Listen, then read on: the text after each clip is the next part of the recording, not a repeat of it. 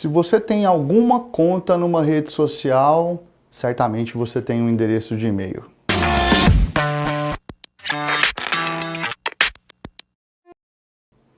E-mail. Quem de nós hoje não tem um e-mail para ter uma conta aí numa rede social, num site que a gente frequenta sempre, né? De repente num site de compras aí para poder fazer. Todo mundo hoje tem aí um endereço de e-mail cadastrado em seu próprio nome, que tem se tornado cada vez mais uma espécie de identidade de quem nós somos, né?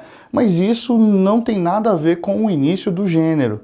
E hoje eu quero conversar com vocês exatamente sobre isso. Mas antes de começar a nossa aula, deixa eu te convidar para se inscrever aqui no nosso canal, se você ainda não se inscreveu, tá? E marcar lá o sininho para você receber sempre as novas aulas que a gente está produzindo aqui. Aula de tudo que você puder imaginar, aqui no Brasil Escola você tem. Muito bem, e-mail é literalmente uma abreviação, tá certo? Esse izinho, tá? Vem de electronic, tá? Que em português é eletrônico, né? E-mail é também correio, então a tradução seria correio eletrônico. Quando o e-mail começou a se popularizar ali nos anos 90, meados dos anos 90 para os anos 2000, o pessoal tentou encaixar esse correio eletrônico aí, falava-se correio eletrônico, eventualmente a gente ainda vai ver alguém falando, mas não adianta, né? A palavra em inglês, e-mail, pegou muito mais e hoje a gente usa muito mais essa expressão do que a expressão traduzida. Os relatos dão conta que o e-mail surgiu lá em meados da década de 60, nos antigos computadores conhecidos como mainframes, né? Então, se você imaginar aqueles grandes computadores, aquele tanto de máquina dentro de uma sala para poder processar uma mensagem simples que hoje a gente consegue fazer pelo celular de modo muito mais rápido e prático, né? Com muito mais potência, muito mais capacidade de processamento do que havia naquela época. Mas surgiu lá, tá? Década de 60 mais ou menos. Só que ele só vai se popularizar de fato na década de 90. Então é na década de 90 que as pessoas começam aí a mudar o seu comportamento em relação às cartas, tá? Ela para de ir até o correio para enviar carta e começa, na verdade, a mandar e-mails. Os e-mails são mais rápidos, os e-mails são mais práticos, os e-mails são grátis, né? Se você tiver uma conexão disponível, o e-mail você não gasta nada por ele, então ele acaba tendo muitas vantagens sobre as correspondências comuns e ele acaba tomando esse lugar aí com o passar do tempo. A propósito, parênteses aqui para curiosidade, você já viu aquele símbolo de arroba e provavelmente você já deve ter se perguntado alguma vez o que significa isso, né? Pois bem, ele é um símbolo que indica a preposição at em inglês, que significa em.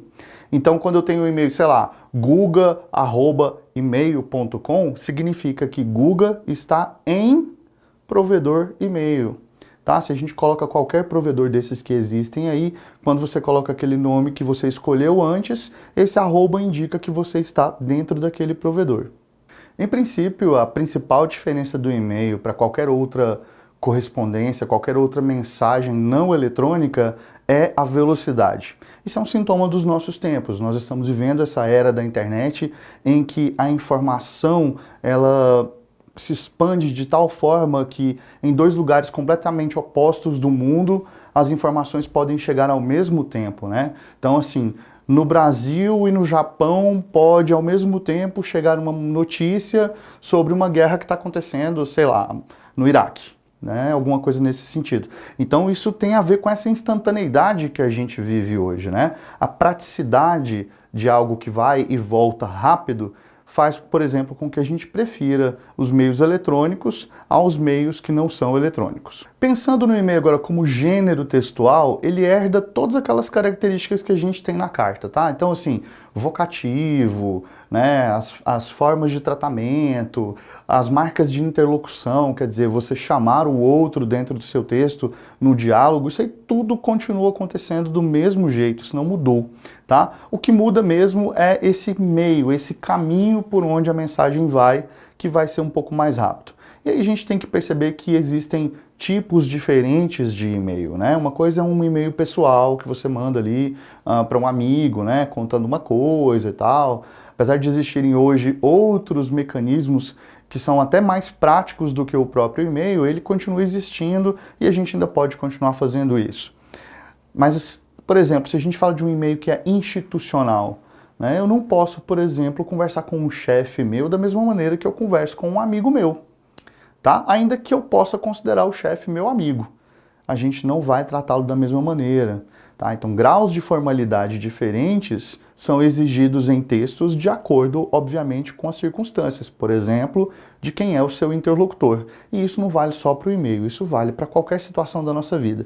Então, a gente considera, na verdade, que dos vários tipos de e-mails que existem, né, a gente tem o pessoal, a gente tem o profissional, tá? E esses e-mails todos, eles vão se adequar, né, de acordo com os interlocutores que estão ali conversando.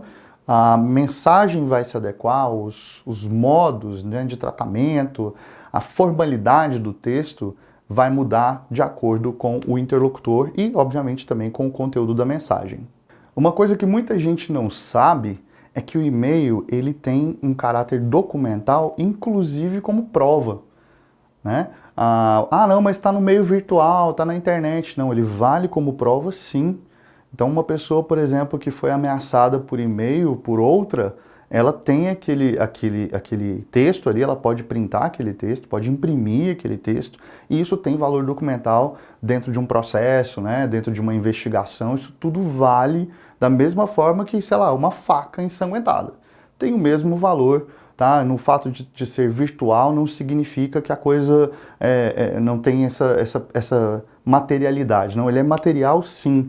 Inclusive porque, dependendo de onde a pessoa mandou o e-mail, tem como se rastrear, por exemplo, o endereço, né? De onde é que ela mandou isso, aquele famoso IP. Então, sim, é uma prova documental e isso mostra a importância desse gênero dentro da nossa sociedade. Aqui vai uma dica profissional, tá?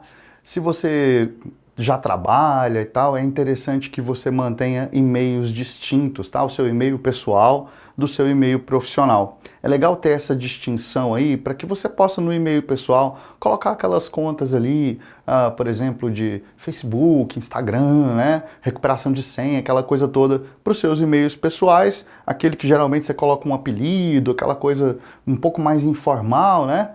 E um outro com um nome mesmo, mais profissional, né? Dependendo da sua área, do que você faz, é legal colocar ali o seu nome, porque isso traz um ar de maior profissionalismo também e te ajuda. Imagina se você vai entregar um currículo, né, numa empresa e seu e-mail é alguma coisa do tipo assim, agatinha19 @ tal coisa, né? Então assim, não vai pegar tão bem quanto se você tiver um e-mail profissional mesmo, com um nome profissional. Fica essa dica aí para você. A título de exemplo, eu escrevi um e-mail aqui para um amigo meu, um grande amigo meu, inclusive, Eduardo Mesquita, e eu vou ler esse e-mail que eu escrevi para ele aqui para vocês, para você ter uma ideia aí, mais ou menos, dessa estrutura, né? Claro que você já deve ter produzido e-mails assim também, mas só para a gente ficar dentro dessas características da correspondência, da carta que eu comentei mais cedo. Acompanha comigo aqui. Amigo Eduardo, foi uma alegria encontrar você hoje, ainda que tão rapidamente, e poder dar umas boas risadas, como sempre acontece quando nos vemos. Porém, estou escrevendo por outro motivo. Eu me esqueci de te avisar, mas no domingo eu tenho um casamento de uma amiga e por isso não poderei ir à sua casa. Vamos ter que remarcar esse churrasco. Espero que não me chame de boleiro por essa mancada novamente. Manda beijo para todos aí da sua casa e um para você, Guga Valente. Então percebam o tom de informalidade, né? Estou conversando com um amigo meu. Então aqui a gente não tem essas regras gramaticais todas, né, respeitadas rigorosamente, né, tem gíria e tudo mais no texto, porque afinal de contas a gente está num ambiente de informalidade. A situação, como eu falei anteriormente, pede que a linguagem seja um pouco mais solta. Imagine se eu vou escrever para um amigo meu e vou ser completamente formal com ele, né? Ele pode achar, inclusive, que está acontecendo alguma coisa, que a gente está brigado, alguma coisa nesse sentido, porque a formalidade ela tem isso, né, de ser muito séria. Então a informalidade ela é mais brincalhona, ela é um pouco mais solta, inclusive com as regras da gramática. Claro, as infrações que eu cometi aqui no texto não são graves a ponto de, nossa, tá causando uma ambiguidade, não consigo entender o que ele quer dizer, nada disso. Mas você percebe que o texto é muito mais leve, né? Então fica aqui esse exemplozinho para você ter essa noção das marcas de interlocução, da saudação inicial, da saudação final e da minha assinatura. Então é isso, eu vou ficando por aqui. Muito obrigado pela sua audiência. Eu espero que você tenha gostado dessa aula. E se você gostou, deixa aquele joinha lá pra gente. Não deixe de se inscrever aqui nas nossas redes sociais, nas outras redes sociais também, para que você possa acompanhar nosso trabalho mais de perto, tá bom? Valeu e até lá!